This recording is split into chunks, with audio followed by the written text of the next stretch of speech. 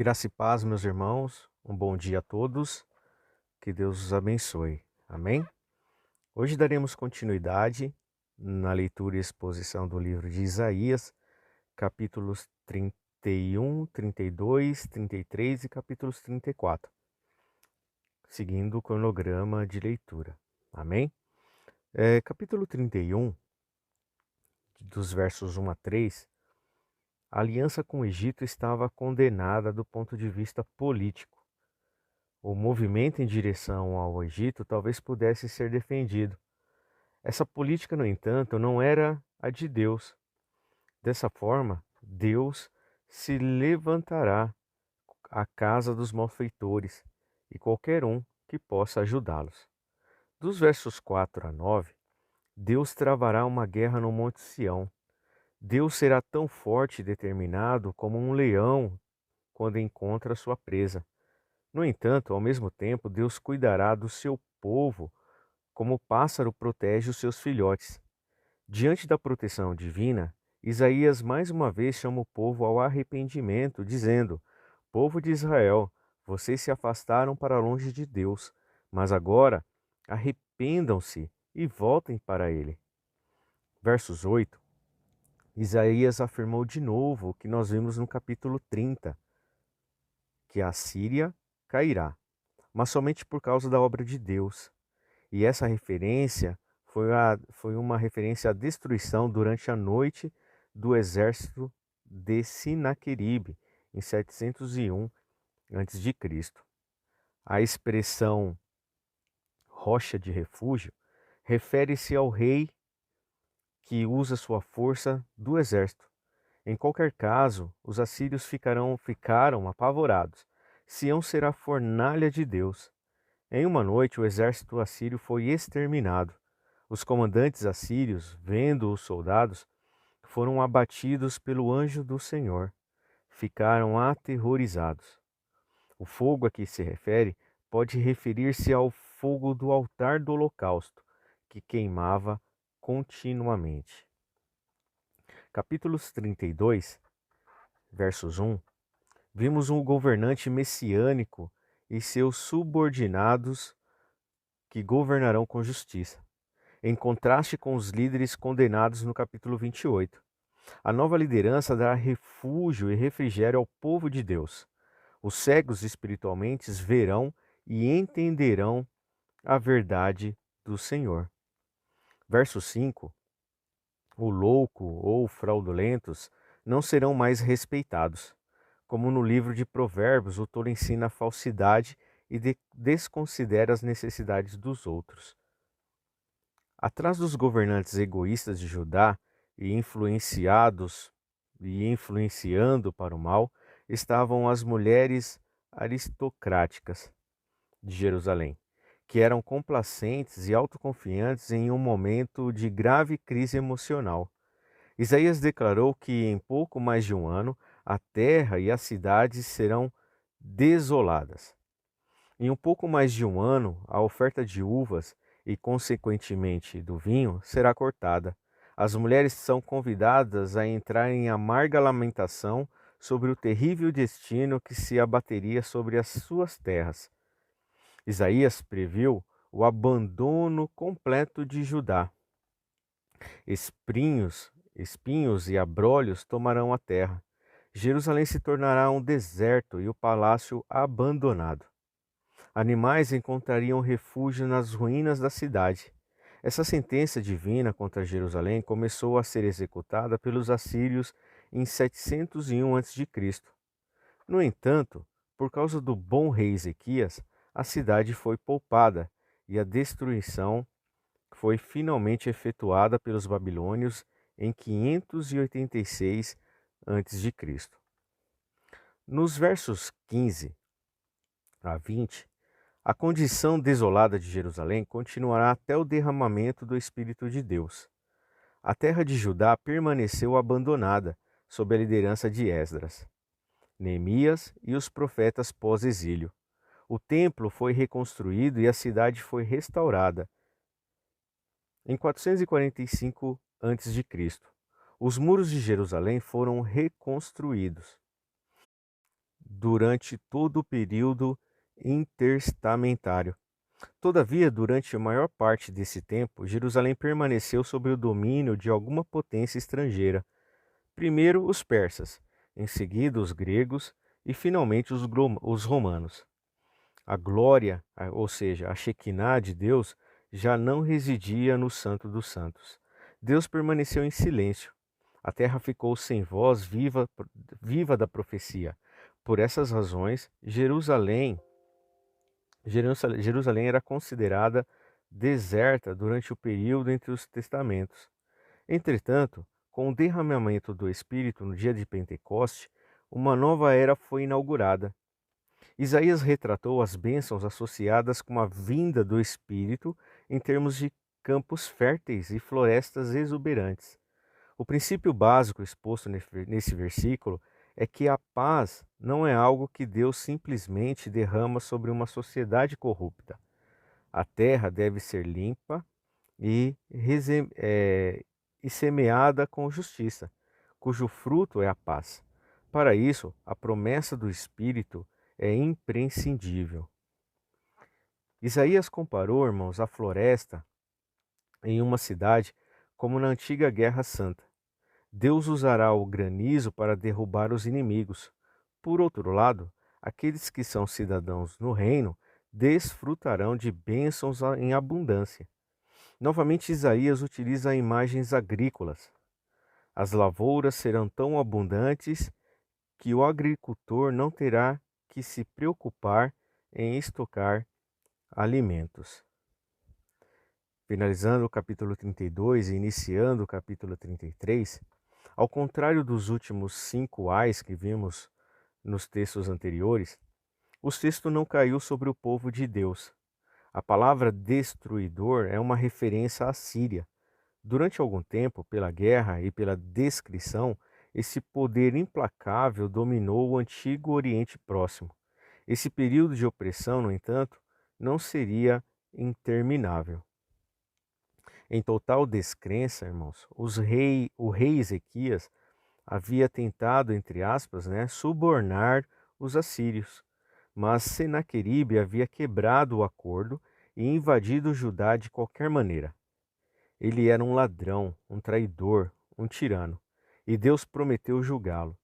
Ele havia destruído os outros e será destruído. Deus não se deixa escarnecer. Pecadores colhem o que semeiam. Isaías capítulo 32, versos 2, é uma oração do remanescente piedoso, quando Jerusalém foi cercada pelo exército assírio. Deus havia prometido que teria misericórdia daqueles que confiassem nele. Deus poupou Jerusalém por amor a Davi e por um remanescente crente que confiou e orou. Nunca subestimemos, irmãos, o poder de uma minoria orando. O rei Ezequias fez uma coisa tola quando tomou os tesouros do templo e tentou subornar Senaqueribe. E aí temos uma referência em 2 Reis, capítulo 18. Mas Deus o perdoou e lembrou-lhe que o temor do Senhor é o seu tesouro. A descrença olha para os recursos humanos para pedir ajuda, mas a fé olha para Deus. Isaías capítulo 33, a partir dos versos 7 a 16, vimos agora Isaías que agora amplia o tema da exaltação de Deus. Primeiro, ele esboçou a necessidade desesperada do povo antes da sua libertação. Jerusalém será reduzida a um estado lamentável. Mesmo os homens valentes ficarão chocados. Emissários de paz falharão em sua missão e as entradas ficarão desoladas e inseguras. E aí nós vimos isso entre os versos 7 e 9. No entanto, irmãos, na hora mais escura, Deus manifestará o seu poder e ele se dirigiu, por assim dizer, aos invasores assírios. Seus planos sobre Judá eram fúteis. A luta para subjugar Judá foi comparado a uma gestação dolorosa que resultou em nenhum nascimento. Os invasores assírios serão consumidos rapidamente como espinhos e abrolhos pela ira de Deus. A libertação de Jerusalém não apenas glorificará a Deus entre os gentios, mas também espalhará temor entre os judeus.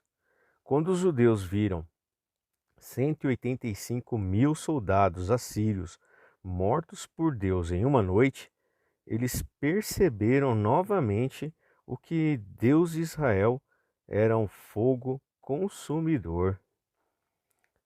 Versos 17 a 24. Aqueles que sobreviveram ao julgamento temporal, ou seja, os homens justos, contemplarão com os olhos da fé o Rei na sua formosura, isto é, o próprio Deus, e também contemplarão uma terra muito distante.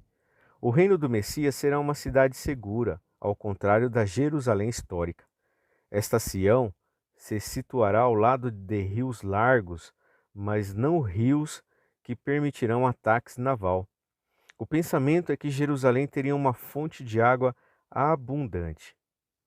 A presença do Senhor na Sião celestial, irmãos, funcionará de três formas. Primeiro, como juiz, como um daqueles salvadores cheios do Espírito que pousará e poupará Israel dos opressores estrangeiros. Segundo, como legislador, ou seja, aquele que regula a vida através da sua instrução. E terceiro, como rei, com sabedoria e soberania absoluta sobre todos os habitantes. Nos dias de Isaías, Jerusalém parecia um grande navio, irmãos, totalmente despreparado para as águas agitadas da invasão assíria. No entanto, a cidade experimentará um poderoso livramento. Mesmo os deficientes físicos serão capazes de participar do espólio do invasor. Esse enriquecimento, no entanto, não será nada comparado com a bênção espiritual que resultará a partir do arrependimento nacional induzido pela invasão. Deus perdoará a iniquidade dos seus habitantes. Iniciando o capítulo 34, dos versos de 1 a 8, aqui é uma profecia sobre as guerras de Deus, todas as quais são justas e repletas de êxito. Todas as nações estão afetadas e, como têm obtido todo o benefício de sua paciência, todas devem esperar seu ressentimento.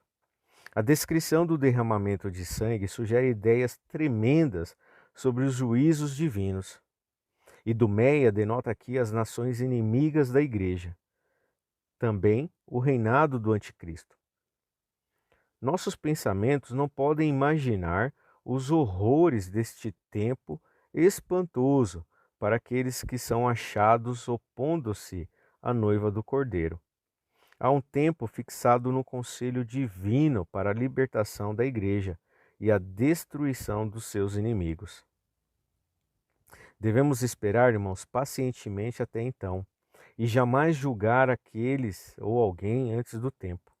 Por meio de Cristo, há misericórdia para todo o cristão, para todas as pessoas, de maneira coerente com a justiça, e o nome do Senhor é e será eternamente glorificado. Finalizando Isaías capítulo 34, dos versos 9 a 17, aqueles que desejam a destruição da igreja não podem fazê-lo e arruinarão a si mesmo. Que mudanças radicais o pecado pode trazer? Toma uma terra fértil em ermo, uma cidade povoada em deserto. Comparemos, irmãos, tudo o que descobrimos no livro de Isaías até o momento. Como Deus, com os tratos da providência que tiveram a favor do seu povo, para que sejamos mais diligentes na busca do reino de Deus e a sua justiça. O que a boca do Senhor tem mandado, o seu Espírito Santo cumprirá. Que possamos observar com um aumento contínuo as provas da verdade, conforme as promessas vão se aproximando uma após a outra. até que essas espantosas cenas tragam dias mais felizes. Como Israel foi uma figura da igreja cristã, assim os idumeus, seus inimigos declarados, representam os inimigos do reino de Cristo. A Jerusalém de Deus pode estar até em ruína por um tempo, mas os inimigos da igreja serão desolados para sempre. E com isso, amados irmãos, nós finalizamos o capítulo 31, 32, 33 e 34, que fazem parte da leitura do dia de hoje. E eu espero os irmãos até amanhã. Um forte abraço e fiquem com Deus.